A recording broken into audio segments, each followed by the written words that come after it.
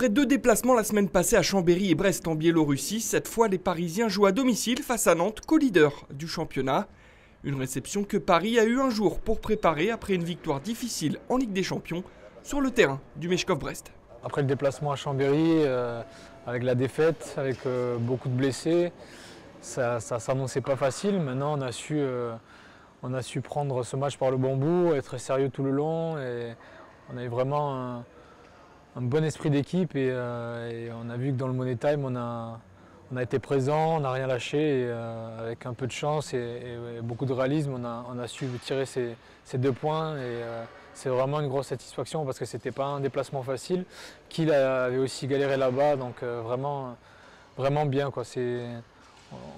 On part de là-bas avec une bonne opération. Quoi de mieux pour préparer un très beau choc contre les Nantais? Le H qui a souvent posé des problèmes au Paris Saint-Germain, mais avec déjà 2 défaites en championnat cette saison.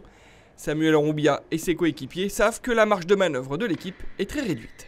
On est à la maison, on n'a pas le droit de perdre encore des points dans ce championnat qu'on veut remporter. Donc ça va être un beau match.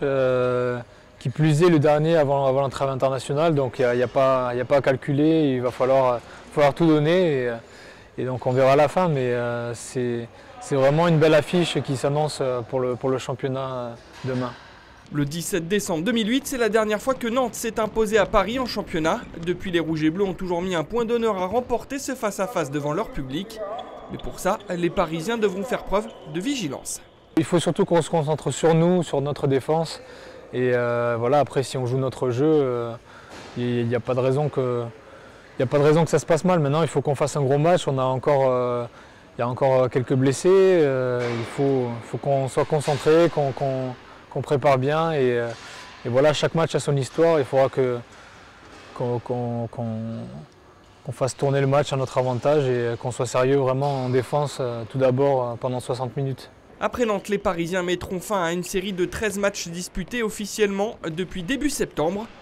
L'occasion pour Samuel Roubia de dresser un bilan sur ses 2 premiers mois de compétition. On s'est super bien préparé, on a fait vraiment physiquement, on a bien bossé, dualistiquement on a bien bossé, on a fait des super tournois. On commence bien la saison en gagnant ce trophée des champions. Maintenant, on a quand même 2 défaites en championnat en 6 rencontres, ce qui n'est pas top pour une équipe comme la nôtre et pour nos objectifs. Maintenant, il faut qu'on soit lucide et qu'on... Voilà, déjà d'une, il ne faut plus qu'on perde de points. Et voilà, après, le championnat est long, la saison va être longue et rien n'est encore fait, loin de là. Maintenant, il faut plus qu'on perde de points parce que sinon, ça risque d'être plus compliqué. Débarqué à Paris à l'été 2012, Samuel Roubia s'est très bien fondu dans le collectif parisien. En témoigne une très belle complicité développée avec Jeffrey Mtima, joueur formé au club, avec qui il partage le poste d'ailier gauche. C'est un jeune qui a vraiment envie d'apprendre, qui a envie de progresser et il a vraiment très bien fait tout le long de ces 2 saisons et demie qu'on a partagé ensemble. Ça se passe bien, de toute façon quoi qu'il arrive, il faut que ça se passe bien dans une équipe, sinon c'est préjudiciable pour le groupe. Donc, mais bon, on vit bien, on est en chambre ensemble, il ronfle un peu mais c'est bon, j'ai trouvé la parade pour ça. Et là, malheureusement, à Chambéry, il a eu un petit pépin au nez, mais bon, il sera de retour assez vite. Je ne sais pas s'il joue demain, mais pour moi, c'est vraiment super d'avoir un mec comme ça avec moi pour aborder cette saison. Ça peut que mettre en confiance, quoi. À 100% dans le handball, lorsqu'il est sur un terrain, Roubia n'oublie pas pour autant de s'amuser. Passionné de jeux vidéo, il est aussi à l'aise avec une manette entre les mains. Récemment, j'ai pu m'offrir une borne d'arcade.